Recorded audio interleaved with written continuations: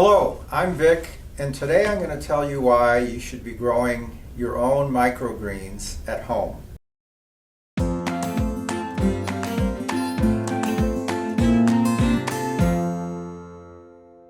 I've been a gardener for 30 some years, and I've been an indoor gardener now for about 10 years. And about a year and a half ago, I worked with a co-author and friend, Dan Shiras, and we wrote a book called Grow Lettuce in Your Living Room. Today we're going to actually go over the content in chapter 4, which is on how to grow microgreens, how to grow them, why to grow them, all of those things. And I think when you finish this video, you're going to be excited about being able to get started. So the first thing that we're going to do is talk a little bit about why grow microgreens. And one of the main reasons is that they're highly nutritious. There's a lot of varieties, and we'll talk about that here in a few minutes, but their nutritional value is anywhere from 5 to 40 times greater than what you would buy in a store that's fully mature. For some of the ones that I've got, this is a daikon reddish. This is the red Russian kale, which is actually what you're seeing here. You've got Tuscan kale. You've got broccoli, you've got red cabbage, you've got purple kohlrabi, you've got beets, rainbow sprinkles, which is actually a type of beet as well, cilantro. I also know we have basil, and there's another radish. So there's a lot of different varieties. So depending on the type of greens that you like, you can select the microgreens you like as well.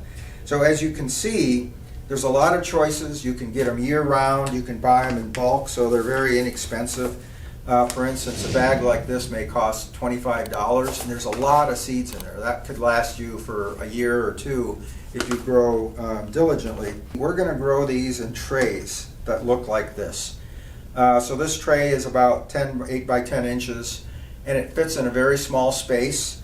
And you can grow this literally in your kitchen cabinet, in a basement, in a closet, and you want to make sure you put it under a light that actually can give you the amount of, the right light types to grow quickly. So Happy Leaf has 2 lights that are, one 17 inches and one is 33 inches. And for instance, under the 17-inch light, you can actually put 3 trays. So you'd set them like this, and you'd have 1 tray here, 1 tray here, 1 tray here, and you'd set it about 18 inches. And under the 33-inch light, you could do about 6 trays. So you can see at the end, we'll do a harvest, and you'll see how much you actually get out of these relatively straightforward trays. This is what's called a passive hydroponics method of growing. And so there's a variety of different nutrients you can use. The one that we do like a lot is one called Maxi Grow, and you use a teaspoon per gallon. So there's about a quart of water per tray, so you could literally do 4 trays. And the cost of this, the nutrients in here, is about 2 cents or 2 pennies per tray. So you can see it's very inexpensive to actually put the nutrients into it. Another nutrient that we like a lot is called Master Blend. That's a 2-part nutrient, and so you mix a teaspoon per gallon of each of these into a gallon container similar to this, and then you're ready to start planting. And a third type of nutrient is called Pure Blend Pro. This is a organic type nutrient too that you can also use for your indoor gardening. So we're going to start with these trays, and these are 2 slightly different trays. One's a little bit deeper than the other. And you can see what I've done is I've cut a regular paper towel, and I've cut it so that it fits into the bottom. And the purpose of that is a lot of the seeds that we plant are relatively small, and you don't want them falling through the mesh in the tray. So I'll show you, this is what the mesh looks like in the tray. And a lot of them are small enough that they'll fall through. So this piece of paper basically holds the seeds, and the seeds will be sort of wet when you start. And what will happen is they will germinate. You want to make sure whatever trays you get, and these are all available on Amazon for roughly $10 a piece. If you just type in microgreen trays on Amazon, you want to make sure you get the trays that have the lids, because the lids are used to hold the moisture in when the seeds are germinating. So for the first 2 to 3 days, you want the lid to be on, and then when you see them all germinating, then you'll actually take the lid off and just let them grow. So here's the other tray, slightly shorter, but still works great.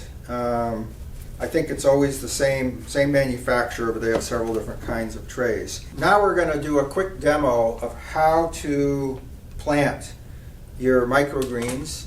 You'll see how quick and easy it is. There's actually almost nothing at the end to throw out. Obviously these trays can be washed.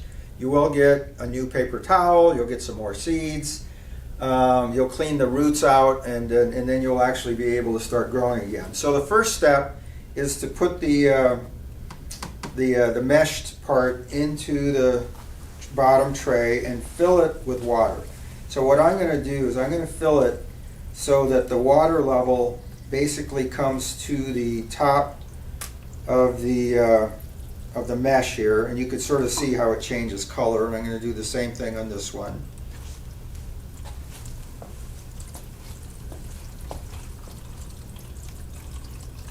And there is nutrient in the water already, so I pre-mixed the nutrients and they are ready. You know, and like I said, there's literally 2 cents of nutrients per tray. There we go. So now I take the paper towel and I set it in, and you can see the water. You know, the water level is right at the paper towel. So now I've got a nice, and the same thing is going to happen here. And a good rule of thumb is you want the spacing between the seeds to be roughly 1 seed. So, and that's not obviously very accurate or very precise, and it doesn't have to be. So I'm going to just sort of try to get evenly spread, but I'm going to then go in and just use my fingers to sort of rub them around and get them nice and wet. Okay, so now I've got that, and that's, you know, you want it to be as close to all the different sides and edges.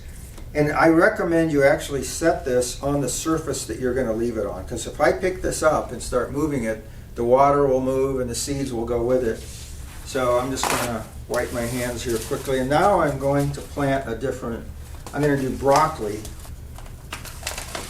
And these are regular seeds. These are seeds that you would have used to grow broccoli. You know, there's no difference between them. Now that we have planted the seeds into our microgreen trays, the next step is to take the covers, put them on, and they should fit nice and snugly.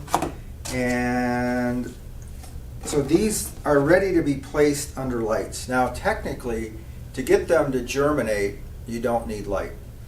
But on the other hand, it's often much easier just to put the light on them, let the light hit them every day, and then when they're ready to receive the light, they'll be ready to go, and you don't have to worry about it. So that's the thing that's so nice about this approach, is it's very much plant it and forget it. So this is a Happy Leaf Procyon 2.0 light, and basically what I would recommend, depending on how many trays you want to do, you can easily do 2 trays like this, but if you wanted to do 3 trays, you would set it across the length of the tray, and you'd put 1 tray here, 1 tray here, and 1 tray here. And if you set up about 16 to 18 inches, they'll all get plenty of light for their entire growth. The one thing you want to keep in mind is you do not actually have to water these for the first week and a half, but then as they start getting mature, you're going to start seeing that the water level will drop, the roots will follow the water with the nutrients in it as they grow, and then you can actually just add some nutrient water into the corner of your microgreen tray, and you don't want to fill it all the way up anymore, so that because the roots will effectively not be able to get their oxygen. But otherwise, that's all there is to it.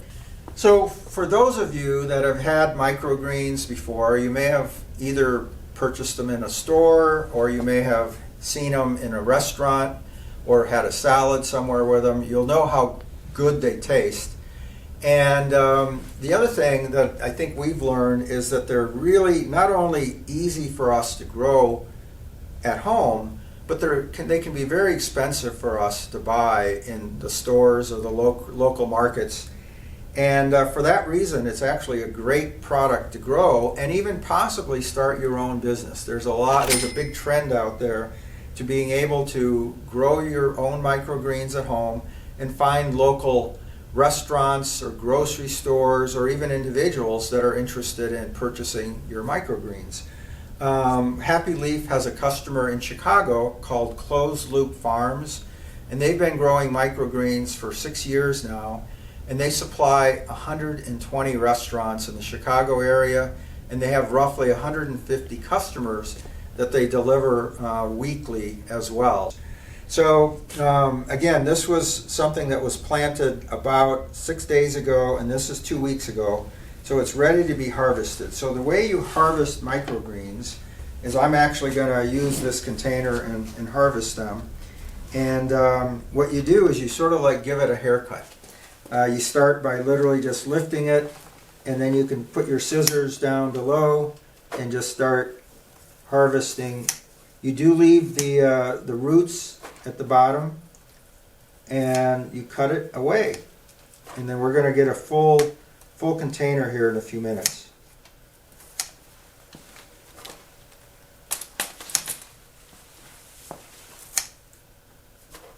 So now that I've harvested this tray of microgreens, you can see I have about a half a gallon of microgreens here. And again, this is red Russian kale microgreens. And I've harvested, basically about 1.5 inches down. And as you can see, this tray still has a lot of greens on it, a lot of roots as well. But a lot of the seeds that were below the surface of the light didn't fully grow. So even though the microgreen that I cut will not grow back, what will happen is a lot of the seeds that were under there, or the immature plants, I should say, will actually come back and grow again. So I'm going to put this under the light again for another week or so, and I will get a second harvest. It won't be quite as large as the first harvest, but you're actually going to get quite a bit out of it. And so these microgreens, I know we talked about, you have to, if you like kale, you're going to love the microgreens. So let me give them a try here, 1 second.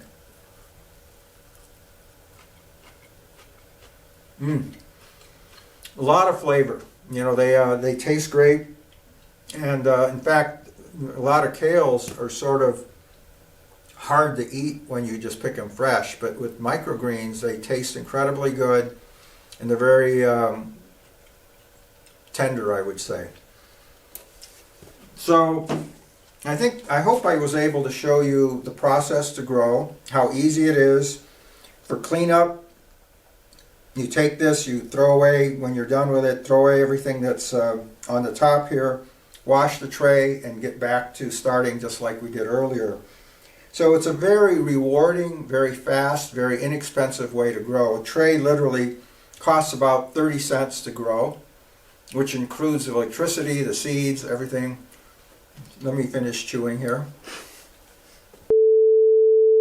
What we did was just a brief summary of Chapter 4 in our book. And the book is called Grow Lettuce in Your Living Room. And if you're interested in more information that's in the book, we can post more videos on all the different topics. Or you can always purchase the book either on Amazon or on the Happy Leaf website. And that has 4 different methods of indoor gardening. So it teaches you how to grow everything from microgreens to lettuces to herbs to root plants, tomatoes, cucumbers. As you can see, there's actually some cucumbers that are starting in the back here. We have the Meyer lemon trees. So we have a variety of different things we're growing.